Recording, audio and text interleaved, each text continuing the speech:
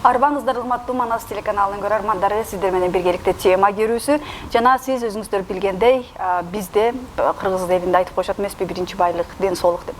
Анын сыңары биз сиздер менен биргеликте ден соолукту, саламаттыкты жана ушунун жаатындагы көптөгөн жаңылануулар тууралуу сиздер менен сөз кылууну туура көрдүк. Жана бүгүн биздин студиябыздын меймандары Режеп Тайип Эрдоган Бишкек Кыргыз-Түрк Достук мамлекеттик ооруканасынан келген атайын ак халатчандарыбыз бар. Алар менен биргеликте сиздер менен чогуу маек курууну туура деп чечтик. Бүгүн биз менен биргеликте азыр сиздерге тааныштыра кетели. Эбру Думан, саламатсызбы, кош келдиңиз. Кандайсыз? Кош болдук. Мерхаба. Жана ошондой эле Эрнис Мадаминов, дарыгер экен. Саламатсызбы? Хирург экен агайыбыз, кош келдиңиз.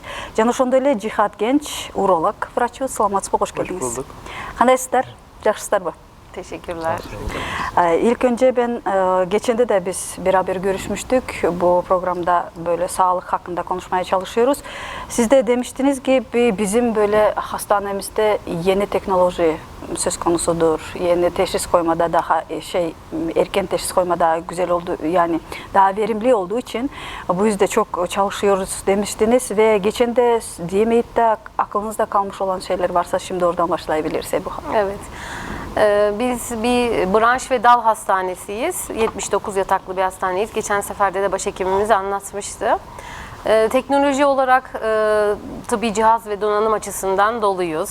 Geniş bir hastane profilimiz var, alanımız geniş. Hasta odalarımız hani Bişkek'teki diğer hastanelere göre gezdiğimizde gördüğümüz daha donanımlı. 2 kişilik odalarımız var, VIP odalarımız var. Otelcilik hizmetimiz çok iyi. Temizlik, sterilizasyon, hasta ve çalışan güvenliği açısından gerçekten kaliteli hizmet veriyoruz. O yüzden de biz tercih edilmeliyiz.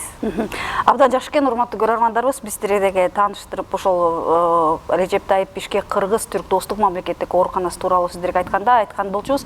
Ал жакта адамдарга өзгөчө ошол ооруларга, аларды саламаттыгынын калыбына келтирүүдө жаңыча нерсе менен иш алып барабыз деп айтышкан болчу. Ошол эле колдонулуп жаткан оборудованиялар болобу, ошол эле технологиялар болобу, жана ак халатчандарыбыз ошол Түркиядан келген белгилүү дасыккан адистер экендигин да айта кетишкен. 79 атайын ошол стационардык бөлүмдөрүбүз бар экендигин белгилеп өттү. Аны менен биргеликте биз башка дагы ооруканаларга барып көрдүк, бирок биздеги дарылануу шарттары өтө жогору деңгээлде экендигин, муну менен биргеликте ал жакта жаңы технологияларды колдонгондугуна байланыштуу ошол диагнозду коюу же башка нерселерде өзгөчө жакшы бир кадам алдыда экендиктерин дагы сөз берүү менен айтууда экендигин эскертип айта кетели. Муну менен биргеликте ошол келген ооруларыбыздын жанында жүргөн адамдарыбызга алардын мындай ошол дарылануу шарттары өзгөчө жогору деңгээлде экендигин кошумчалап өттү. Ар бир жаткан бейтаптардын палатасында 2 киши экендигин жана ар бир эле катта VIP комнаталары бар экендигин да айтып өтүшкөн. Ал жакта эң мыкты делген ошол сиздерге берген шарттарыбыз менен биз алдыдабыз деп айта алабыз дейт. Эгерде сиз келип өзүңүздүн ошол саламаттыгыңызды калыбына келтиребиз десеңиздер, белгилүү болгондой, ал жакта дагы биздин дарыланып жаткан жерибиздеги шарттарыбыз аябай алдыда экен деп өзүнүн сөзүн белгилеп өттү Эбру Думан айым. Ошондой эле биздин бүгүнкү мейманыбыз Эрнис Мадаминов, сиз өзүңүз хирург экенсиз. Сиз да айта кетсеңиз, кандай жаңы колдонулган технологиялар менен адамдардын ошол ден соолугун калыбына келтирүүдө кандай иштерди алып барасыздар? Сиз өзүңүз көп жылдан бери бул жерде дагы, атайын Кыргызстанда дагы, бул жерде саламаттык сактоо жагында иштеп келиптирсиз. Акыркы 4-5 жылда ошо жаңа биз атын атап өткөн ооруканада иштейт экенсиз. Сиз үчүн да өзүңүз үчүн ошо адестигиңиз жагыңыздан дагы көптөгөн тажрыйбаларды топтой алдыңыз болуш керек. Ошол тууралуу айта кетсеңиз. Биздин больницада эң жакшы бир биздин немелерге, больнойлорго жакшы жагы бул больницага кирип сырткы ишке мындай барып дагы бир башка бир мисалы специалист жетпей калып, же болбосо жанагындай бир башка бир анализдер керек болуп башка жакка барыш керек болуп калгандай бир неме жок. Бир больницага кирип эле ошол бүт баарын ошол жактан эле анализдерин баарын тапшырып, анан бизде мисалы пульмонолог, уролог адистер бар, биз общий хирург, жалпы хирургдар, кардиохирургдар, кардиологдор бар дегендей. Биздин больницага киргенде бир мындай сыртка башкага кетпей, ошол бүт кыргызча айтканда убара болбой, башка жакка барбай, ошол бүт немелерин, ооруларын неме кылып дарыланып кетет. Диагноздорун коюп, анан операция жасай турган десек, бизде ошол эле эң более мындай современный немеде бул лапароскоп ыкмасы менен операция жасалмай, бул мини-инвазивный хирургия деп коет. Илгери мисалы чоң хирург, чоң разрез дегендей десе, азыр канчалык чоң хирург болсо ошончолук кичине кесип кирет дегендей да.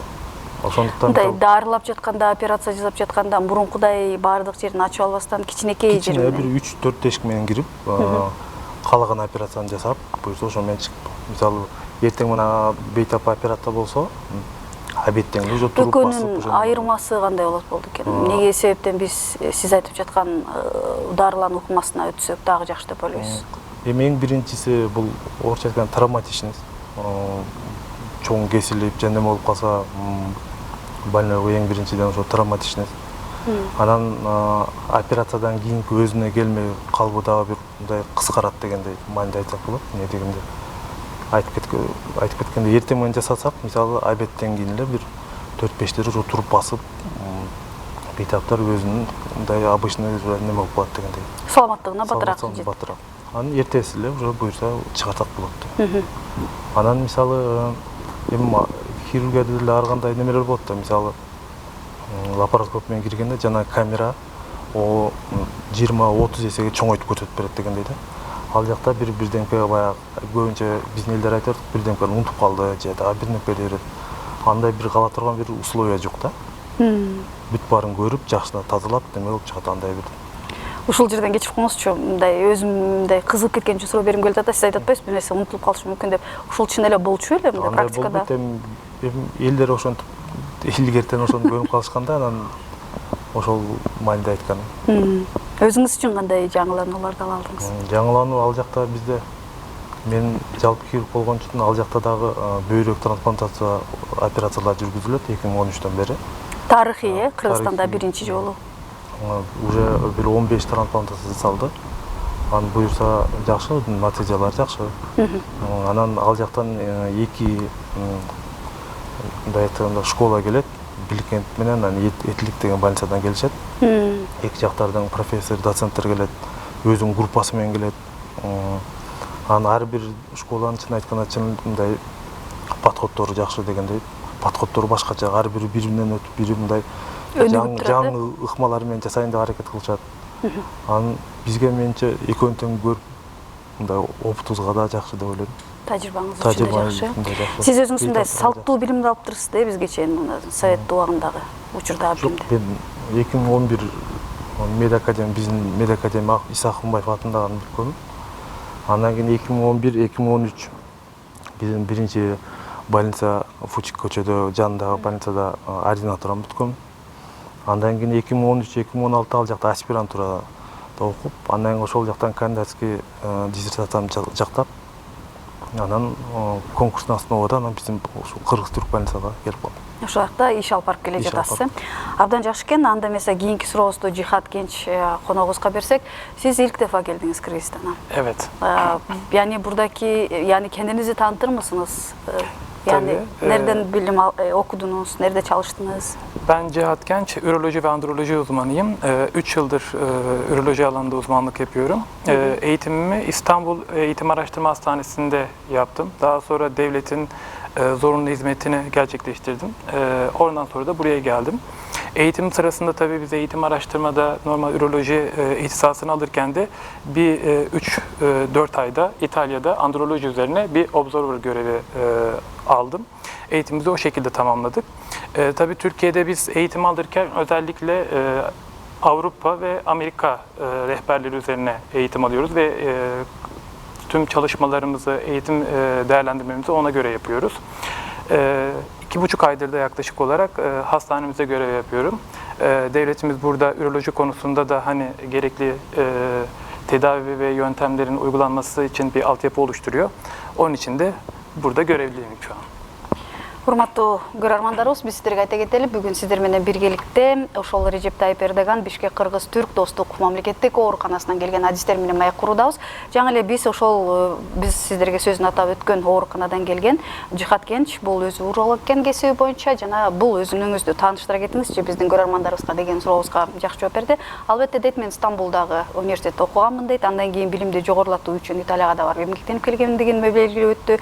Муну менен биргеликте ошо Түркияда өзгөчө ошо саламаттыкты сактоо жаатында билим алып жатканда биз Европа жана Американын практикасына көбүрөөк карайбыз дейт. Ошол себептен биздин окуп жаткан мектебибиз өзгөчөрөөк болуш керектигин белгилеп өттү. Албетте бул жака келип ординатурага азыркы учурда Кыргызстанда 3 жылдан бери кызмат кылып келе жаткандыгын кошумчалап өттү. Жана өзүнүн дагы көптөгөн билим алууда жана ошондой эле иш алып барууда дагы тажрыйбаларын байытууга жана өзгөчө ошол бейтаптардын саламаттыгын калыбына келтирүүгө атайын аракет жасап жаткандыгын белгилеп кошумчалап өткөндүгүн эскертип айта кетели.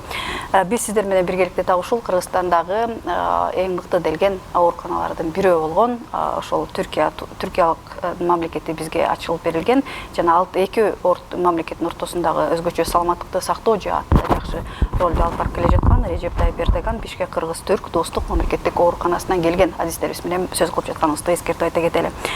Сиз Кыргызстанга келдиңиз ve buradaki çalışma hayatınız nasıl geçiyor?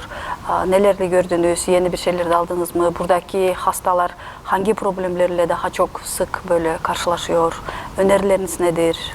Şöyle ki aslında daha yeni olduğumuz için ben de hasta portföyünü daha yeni tanımaya başladım. Ama genel olarak zaten şu izlenime ulaştım.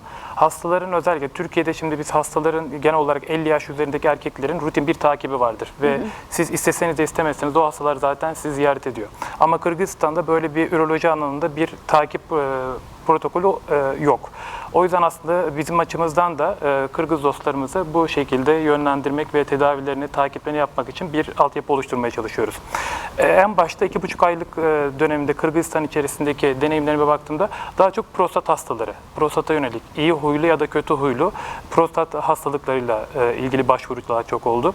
Mesane kanserleri, özellikle şimdi tütün tüketimi ve sigara kullanımının fazla olduğu ülkelerde özellikle sigara insidansı da yüksek oluyor. Mesane kanserleriyle hatta insidansel yani hiçbir kliniği olmadan başka tetkikler yapıldığında da bizim mesane kanseri tanısı koyduğumuz hastalarımız da oldu.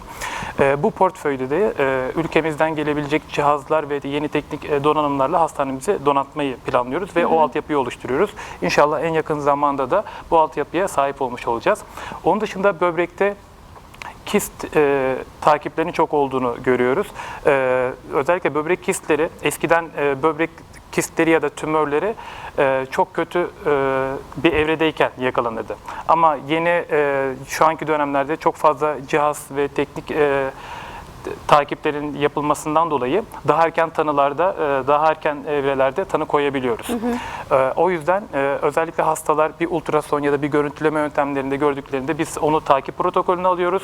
Gözden kaçmayacak bir şekilde hastaları o şekilde yönlendiriyoruz. Bizim hastanemizin özelliği de bu. Şimdi Türkiye'den tabii geldiğimiz için buradaki hastaların nelerle karşılaşabileceği ya da nasıl bir protokollerin olmadıklarını bildiğimiz için biz hastaları özellikle gruplandırıyoruz. Belli bir süreç içerisinde tedavi ve takip protokollerini oluşturup çağırıyoruz. Genel olarak şu 2,5 aylıkta sürede izlenimlerimiz bu şekilde. İkinci bir duruma şey yaparsak, özellikle taş hastaları. Çok fazla böbrek taşı hastalarını da görüyoruz. Hepsi tabii ki cerrahi gerektirecek hastalar değil ama en azından belli dönemlerde takip ve tedavinin edilmesi gerektiği ile ilgili bilgilendirmeler yapıyoruz. Benim üzerinde durmam gereken önemli şeylerden biri 50 yaş üzerindeki her erkeğin kliniği olsun ya da olmasın, şikayeti olsun ya da olmasın muhakkak bir üroloji uzmanının değerlendirmesine girmesi gerektiğiydi. Çünkü hastalar genel olarak bunları bilmiyor. Prostat özellikle erkeklerde en fazla prostat kanseri en fazla tanı konulan ikinci kanser şeyi. Ve prostat kanserinde şöyle bir güzel tarafı var. Erken tanı aldığında hastalar... Kanserinin güzel tarafı. Ya şöyle tedavi şey açısından tanı konulduğunda erken dönemde çok kolay ve tedavi edilebilir ve çok uzun sürede survey sağlayabiliyoruz. O yüzden erken tanı hayat kurtarıyor prostat kanserinde. Mesane kanserlerinde yine dediğim gibi kliniği olmadan erken tanı koyduğumuz hastalar oluyor. Onlar için de yüz güldürücü sonuçlarla karşılaşabiliyoruz. O yüzden bu anlamda en azından bir bilgilendirme yapıp insanların bu konudaki farkındalığını da artırarak üroloji konusundaki çalışmalarımıza devam ediyoruz. Чоң ыраазычылыгыбызды билдиребиз. Бул жаатта биз мейманыбыздын сөзүн которуп жатканда мен Эрнест мырзадан дагы жардам сурайт окшойм. Азыр алгач болсо сиздерге эскертип айта кетүүчү нерсе, биз бүгүн сиздер менен биргеликте дагы ошол Режеп Тайип Эрдоган атындагы Кыргыз-Түрк достук ооруканасындагы адистер менен биргеликте сиздер менен чогуу маек куруп жаткан чагыбыз. Жана ошол Түркиядан келген адисибиз уролог Жихат Генч өзүнүн сөзүндө айтып жатпайбы? Албетте дейт, мен бул жерге келгенде Кыргызстанга келген маселе болду. Бул жерде ошол иштерди аткарып жаткан оорулардын ошол кандай 50 жашка мындай Түркиядагы болуп жаткан болгон нерсени айтып өттү да. Мисалы дейт, Түркияда 50 жашка келген ар бир эркек дейт, өзү каалайбы мамлекет тарабынан алар өздөрүнүн ден соолугун өзгөчө урология жаатында барып текшерилип турушат дейт. Бул практиканын Кыргызстанга дагы колдонулушунун үстүндө биз аракеттерди жасап жатабыз дейт. Анткени өзүңүздөр билгендей, чылым чегүү жана дагы башка ден соолукка зыяндуу адаттарыңыздар бар болсо, булар сиздердин ден соолугуңуздагы ошол саламаттыгыңызды жоготуп алууга мүмкүнчүлүктөрүн кеңейтет дейт. Өзгөчө ошол себептен сөзсүз 50 жаштыга жана андан өйдө болуп калган биз ооруларыбыздын баардыгын так ошол урологторго барып текшерилиши шарт экендигин белгилеп кошумчалап өттү. Муну менен биргеликте дейт, мен бул жерге келгенде көрүп жаткандарыбыз ошол бөйрөк таштары жана кисттери тууралуу белгилеп өттү. Ал жакта да дарылоо иштери, жаңы технология, заманбап жаңы технологиялардын сөзү менен булар өзгөчө диагноз кое тургандыктарын жана аларды ошол таштарды алып салуудагы же болбосо ден соолугун калыбына келтирүүдө жаңы ыкмаларда колдонула тургандыктарын жана ошондой эле биз сөз кылып жаткан ооруканада жакшы технологиялар бар болгондугуна байланыштуу ошол калыбына келтирүү, дарылоо дагы өзгөчө ыңгайлуу жана ылдам боло тургандыктарын жана белгилеп өткөндүгүн эскертип айта кетели. Албетте бул жерге келгенде көптөгөн дагы башка оорулардын мындай майдараак көбүнчө мындай өзгөчөлөрүн да айта кетти окшойт. Урматтуу Эрнест мырза ошол дарылоо ыкмалары тууралуу дагы айтып өттү. Сиз өзүңүз ошол медициналык терминдегилерди кыргыз тилине которуп биздин көрөрмандарыбызга дагы кененирээк айтып коюңузду өтүнө кетели. Биздин доктор сүйлөгөн эмелер ошол ар бир өлкөдө мисалы бир оору, мисалы башка кардиология, мисалы гипертония, давление боюнча же болбосо башка бир мисалы рак ошолордун бир өзүнүн бир протоколу болот да.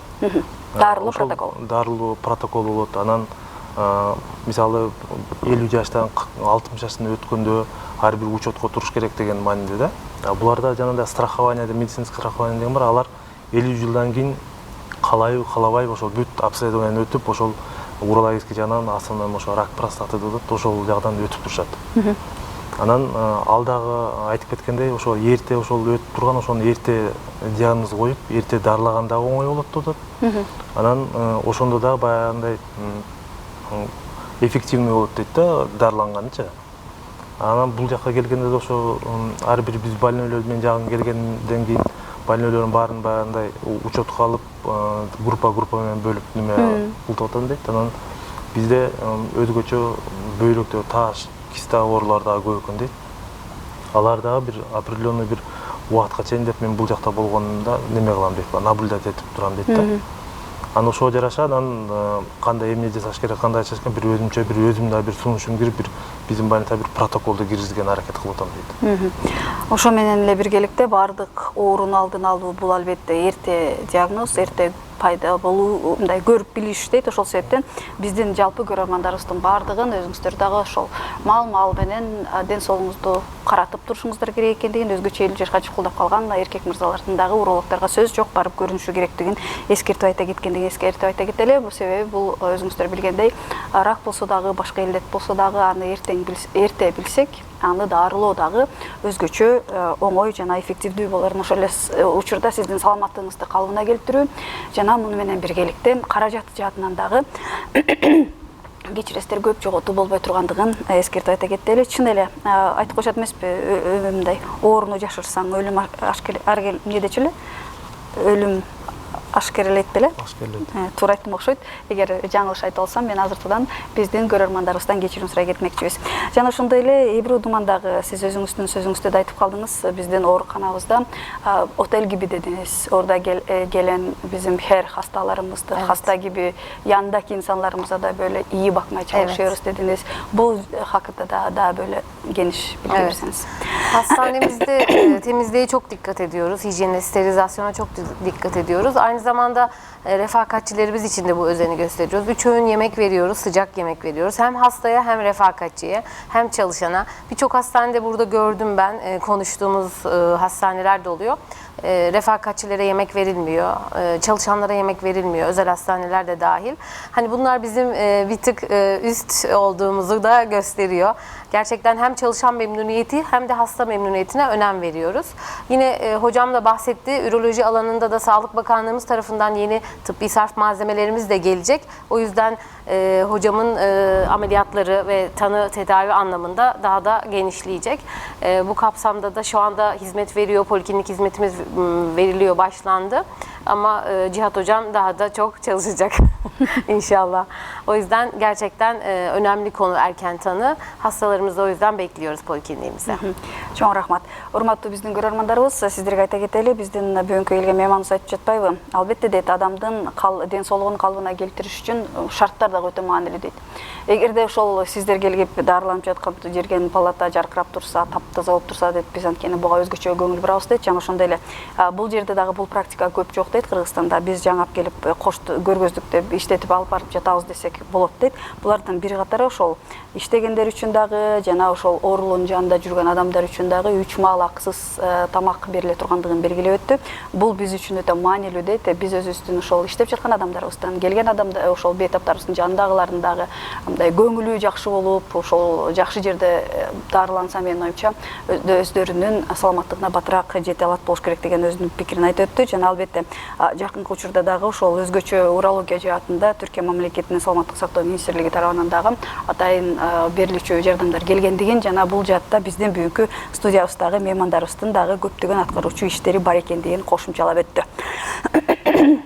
Кечиресиздер, урматтуу угармандар жана көрөрмандар, биз сиздер менен сапарыбызды алгылантабыз. Жана биздин мейманыбыз Эрнис мырзага мен суроо бергим келип жатат. Сиз өзүңүз бул жакта Кыргызстандын болгон үчүн бул жактагы салттуу дарылоону да көрдүңүз. Сиз эки актыкын салыштырып көрүп, өзүңүздүн ошол жарандык катары, өзүңүздүн мындай эле Кыргызстандын атуулуу катары өзүңүздүн пикирлериңизди айта кетсеңиз. Эмне себептен биз ошол эгерде мен бейтап болуп, азыркы учурда же бейтаптын жакыны болуп биздин көрүүнү көрүп жатсак, эмне себептен биз Режеп Тайип Эрдоган Бишкек Кыргыз-Түрк достук мамлекеттик ошол ооруканасын тандашыбыз керек. Эми эң негизгиси бул бизде ошол эле эң чоң проблема Кыргызстанда бул трансплантация органов, трансплантация, бөйрөк алмаштыруу. Бул больницада ошол бөйрөк алмаштырууну мындай бир нормага киргизген аракет кылып атышат да. Бир экинчиси, мисалы буга чейин мен иштеген больницалардан айырмасы бул жакта айтканда ошол современный современный технология деп атпайбы? Мисалы ошол эле колдонгон жанагы немелер, лапароскоптун жанында өзүнүн немелери бар, инструменттери. Ошолор бүт барып андай одноразовый дегендей да.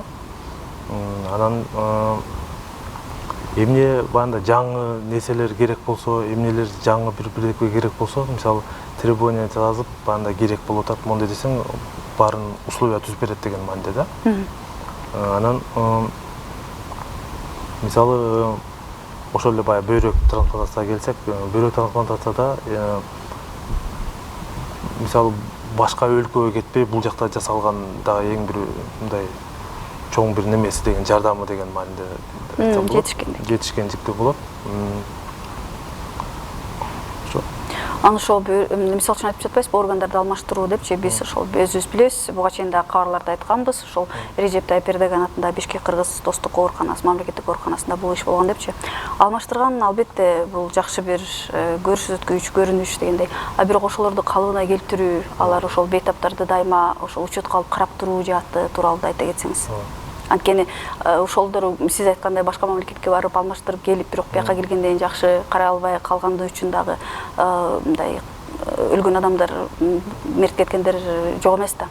Ошол жаатында дагы бизде дагы бул ошол сиз өзүңүз айтып өттүңүз, биздин ооруканада так ушундай операция жасалгандыгына байланыштуу биз бул жакта негиз салуучулардан болуп калдык дедиңиз. Ошол Түркиянын тажрыйбасын колдонуп жатабыз дедиңиз. Ошол жактагы ошолор тууралуу айта кетсеңиз. Эми немеде любой бир трансплантацияда, эң ушул бөйрөк трансплантацияда бул бөйрөк талкалса операция менен эле чынында сиз айткандай мындай болбойт деген проблема чечилбейт дегендей. Эң негизгиси биринчи баягы донорлорду карап экөөнүн бүт подбор кылып булган эң мындай маанилүү немеси кадамдардын бири деп айтсам болот. Анан операция аман эсен бүткөндөн кийин андан кийин ошол сиз айткандай анын наблюдениясы да Калыбына келтирүү. калыбына келтирүү. Ал жакта булар баягы иммуносупрессия деп коет, дарыларды ичет. Баягындай жаңы бөйрөктү атаргат этип албаш үчүн. Анын өзүнүн бир дозировкалары бар, өзүнүн бир жаңы дарылары бар дегендей да. Анан ал жагынан биздин мамлекет эми баштады, жакшы эле баштады, бирок эми Турция мамлекетиндей пока андай дережеге жете элек, тажрыйба анчалыкка жете элек да, чын айткандачы. Анан чын эле биздин жарандар мисалы башка жакка, башка өлкөгө барып жасатпай, өзүнүн эле Бишкекте, өзүнүн эле Кыргызстанда жасалса, менимче жакшы болот дегендей. Жакшы көрсөткүч. Бул бир четинен каражатында анчалык көп кетпейт экен да. Каражатын Мисалы үчүн аяк барганда жолуна барыш керек. Жолуна барыш керек, жанында карап жаткан бирдемке снимать этип жатат же дагы көп да эмес. Түшүгү көп. Анан мындай ушул айтып атпайсызбы, мындай мисалы үчүн ошол эле сиз айтканда бул врачыбыз айтып өттү, мындай урология жаатында да өзгөчө башкача проблемалар бар экен дегенчи. Мунун ушундай нерселердин көрсөткүчтөрдүн Кыргызстанда болгонунун себеби бул ошо биздин жашоо шартыбызга байланыштуубу, дагы башка эмнелерге көңүл бурушубуз керек деп ойлойсуз? Балким ичип жаткан тамак ашыбызгабы же дем алган абабы, эмне кандай факторлор дагы буга өзүнүн таасирин тийгизиштери мүмкүн? Эң негизги ошол эле менимче эң негизи айтып кеткендей сигарет. Сигареттин немесинде чылым чегүү бар. Анан биздин жеген немелер менен да мындай байланыштуу болушу мүмкүн. Эми бирок анын баарын чын айтканда мен анча мындай уролог адиси деп билбейм, бирок айтыш боюнча ошол жеген, анын жүргөн, турган немелеринен да маанилүү дейт да.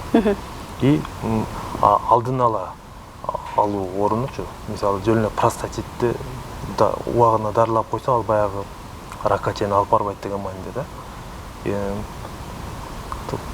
Негизи ошондо сиз мындай деп айткыңыз келип атат, бизде мындай ооруп калганда эле ооруканага барабыз, ага чейин текшерип барбайбыз. Ага чейин жүрө берет дегендей. Ушуреки мен стереотип деп ойлочумун, бул сиздин оюңузча чыныгы көрүнүшпү? Чыныгы эле көрүнүш деп ойлойм мен да. Анда биздин көрөрмандарыбызга кандай өзүңүздүн кеңешиңизди бере кетесиз? Эң акырына чейин күтпөй, бир жылда бир минимум жанагындай обследование өттүргөндү сунуштайм. Эң негизгиси ошол эле чекап деп коет.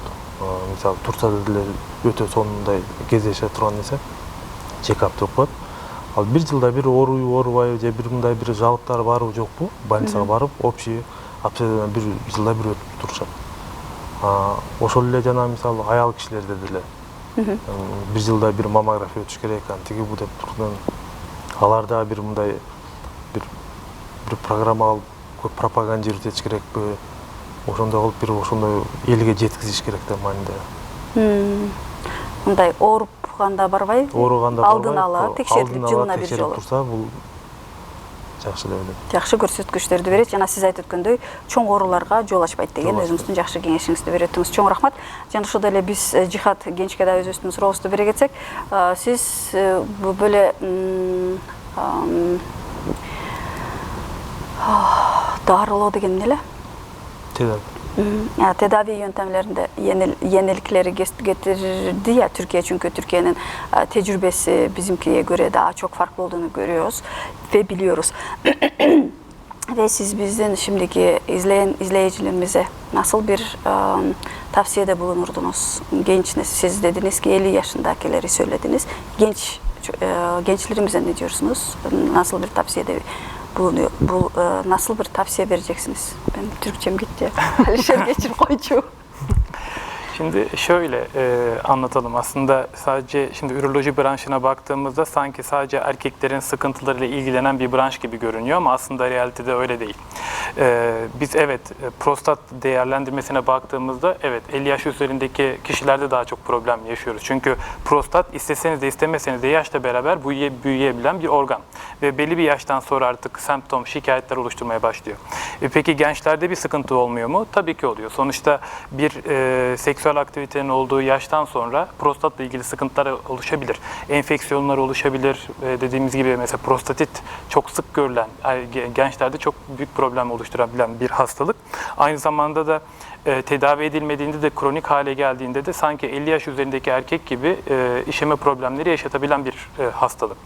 Onlarda da özellikle korumalı ilişkiler çok öneriyoruz bu konuda ve problem yaşadıklarında muhakkak göz ardı etmeden bir üroloji uzmanına başvurmalarını öneriyoruz. Diğer durumlara baktığımızda mesela kadın hastalarımız olmuyor mu? Tabii ki oluyor. Özellikle taş hastalarında ve idrar inkontinans yani idrar kaçırma şikayeti olan birçok hasta polikliniğimize başvuruyor. Peki bunlar kimlerde olur? Özellikle çoklu doğum yapmış olan kadınlarda ve belli bir yaşa geçtikten sonra pelvik taban yapısında problem yaşandığı için doğal olarak bunlarda idrar kaçırmalar görülüyor. Bunlar da belli bir rutin tedavi takibine ya da egzersiz yöntemlerine, gerekli medikal tedavileri, çok acil olduğumuz durumlarda cerrahi yöntemlerle tedavi etmeyi planlıyoruz. O yüzden bunların da göz ardı edilmemesi gerekiyor. Onun dışında özellikle toplumun genelinde su içme alışkanlığında bir problem var. Bu da taş oluşturma zemine gerekli birçok ürolojik problem yaratabiliyor. Su içmiyorlar mı, fazla mı içiyorlar? Su içme alışkanlığı yok. Yani en az 2-2,5 litre, biz kaba bir tabirle 2-2,5 deriz ama kişinin günlük aktivitesine göre, beden kitle indeksine göre, vücudunda terleme oranına göre bu oran da değişebilir. Doğal olarak siz ne kadar az hidrate olursanız, yani ne kadar az su içerseniz vücutta oluşabilecek toksik yapılar ve mineral birikimlerine bağlı olarak da vücudunuz buna cevap verecektir. Bunlarda da yani özellikle genetik altyapısında taş oluşum zemini oluşan kişilerde su ile ilgili kaliteli su, bir de onun da altını çizmek gerekiyor. Su ne ölçüde bir su? Kullanılan suyun da kalitesi, pH değeri, içerisindeki minerallerin de dengeli ve düzgün olması gerekiyor. Bunlar da doğal olarak hani taş oluşum şeyini engellemiş oluyor. Biz bunların değerlendirmesini de önerebiliyoruz. Atıyorum bir taş hastası geldiğinde ya da opera olduktan sonra taş analizi yapılıp bu analizin tipine göre hastalarımıza beslenme konusunda ve beslenme alışkanlığı konusunda yönlendirmeler yapabiliyoruz. Чоң ыраазычылыгыбызды билдиребиз. Өтө маанилүү бизге билдирүүлөрдү берди окшойт, урматтуу биздин көрөрмандарыбыз.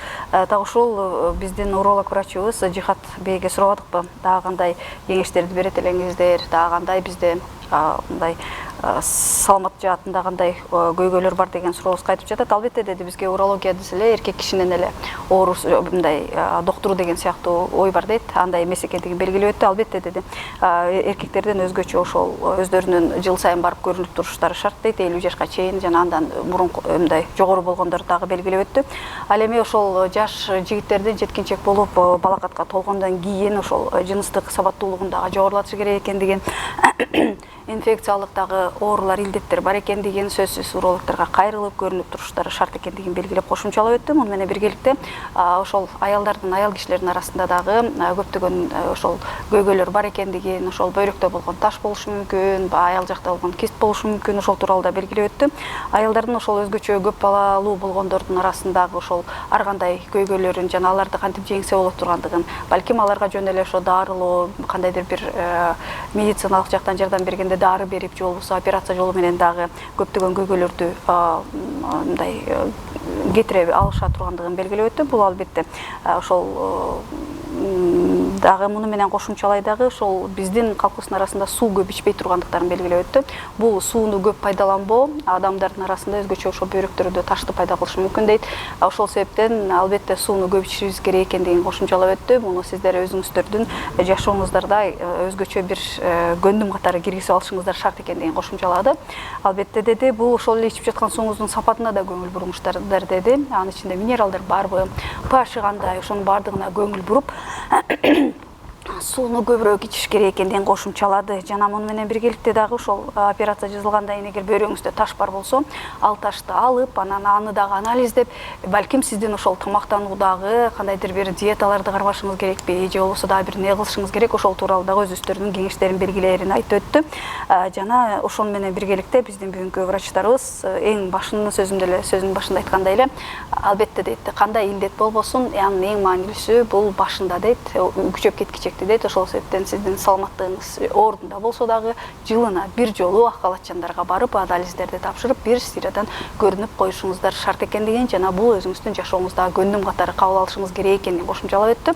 Эгерде сиз каякка барам, эмне кылам деп ойлонуп жаткан болсоңуз, анда жалпыңыздарга Режеп Тайып Эрдоган Бишкек Кыргыз достук мамлекеттик ооруканасын айта кетмекчибиз. Ал жака да барып, ал жактагы ак халатчандар менен көрүшүп, өзүңүздүн саламаттыгыңыз тууралуу кененирээк мындай кеңештерди жана ошондой эле башка нерселерди алганга мүмкүнчүлүгүңүздөр бар экендигин эскертебиз.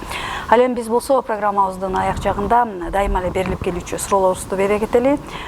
Кайсыны сурабай калдык, эмнени айтайын деп келдиңиздер эле, неи сормадык, неи сөйлөмек истерсиңиз? Şimdi sizge erkin mikrofon. Buyurun Ebru Hanım. Neyi söylemek isterim? Biz ekonomik bir hastaneyiz. Gerçekten donanımlı bir hastaneyiz. O yüzden bizi tercih etmediler. Hasta güvenliği, çalışan güvenliği, etik değerlere bağlılık bunlar önceliklerimiz. O yüzden hasta olmalarını tabii ki istemeyiz halkımızın ama hasta olduklarında tercih edilen bir hastaneyiz. Rahmat. Ernest Mırza. Ошо буга чейин айтып кеткендер ошо дагы эле кайталап кетем. Профилактическая медицина. Бир жылда бир эң азында ошо бир жылда бир өзүңөрдү бир текшерип, чекап өтүп дегендей. Биздин больницага болбосо деле башка больницада деле болсо деле дегендей, бирок өзүңөр көңүл бурушуңар керек. Анан биздин больницага келсеңер буюрса поликлиникада я операция керек болсо, же неме болсо биз ар дайым даярбыз жардамга. Buyurun Cihat Bey. Şimdi hastanemizin özelliği şu, özellikle Türkiye'deki sistemi uygulamaya çalıştığımız için ve burada da o protokolleri uyguladığımız için özellikle Türkiye'de ne yapıyorsak ki Türkiye'de doğal olarak Avrupa ve Amerika'da uygulanan tüm teknik sistemleri takip eden bir ülke olduğu için oradaki sistemleri biz burada uygulamaya çalışıyoruz. O yüzden o altyapıda bir hastane olduğumuz için bu konuda tedavi takip hizmeti verebileceğimiz için tabii ki biz de hastanemize öneriyoruz. Чоң рахмат. Анда эмесе урматтуу биздин көрөрмандар, сиздерге айта кетели, биз ошол эркин микрофон бергенибизге Эбру ханым айтып жатпайбы? Албетте дейт, биздин эң маанилүү нерсебиз дейт, бул адамдардын саламаттыгы дейт, биздин ооруканабыз акыркы сөздөгү технологияларды колдонгон жана эң мыкты адистер менен сиздердин саламаттыгыңызды калыбына келтирүүгө аракет кылышат дейт. Албетте биз эч кимдин оорушун каалабайбыз дейт. Эгерде сиз ооруп кала турган болсоңуз, анда биздин оорукананы тандаңыз дейт. Анткени биздики таза жана ошондой эле өзүбүздүн ошол ар бир адистик өзүнүн этикасына таянып жана ошол эле учурда бизде иштеп жаткан жана ооруларыбыздагы ошол эң маанилүүсү эң мыкты шарттарда иштеткенге жана саламаттыгын калыбына келтиргенге аракет кыла тургандыктарын кошумчалап өттү. Жана ошондой эле биздин андан кийинки коногубуз Жихат Кенчтаев мырза айтып жатты. Албетте деди, биз ошол дарылоодо адамдарга диагноз коюуда Түркиянын тажрыйбасын колдонобуз деди. Түркияда болсо өзүңүздөр билгендей Европанын жана Американын протоколдорун колдонгонго аракет кылат деди. Биз дагы ошол системаны Кыргызстанга алып келип, бул жердеги жарандардын саламаттыгын калыбына келтирүүгө аракеттерди биз кылабыз деди. Ошол себептен эгерде сиздер дагы кандайдыр бир көйгөйлөрүңүздөр бар болсо ден соолук жаатында ошол кайсыл жака барам деп ойлонуп жатсаңыз, биздин дагы ооруканага келе кетүүңүздү кеңеш беребиз деп белгилеп өттү. Урматтуу көрөрмандарыбыз жана урматтуу меймандарыбыз, бүгүн биздин студиябызга келип кызыктуу маек куруп бергениңиздер үчүн жалпыңыздарга ыраазычылык билдиребиз. Ишиңиздерге ийгиликтерди каалайбыз. Урматтуу биздин меймандарыбыз, биз сиздер менен биргеликте Режеп Тайып Эрдоган Бишкек Кыргыз Түрк достук мамлекеттик ооруканасынын дарыгерлери менен маек курганга аракет кылдык. Кайрадан эфир толкунунан көрүшкүчө аман туруңуздар.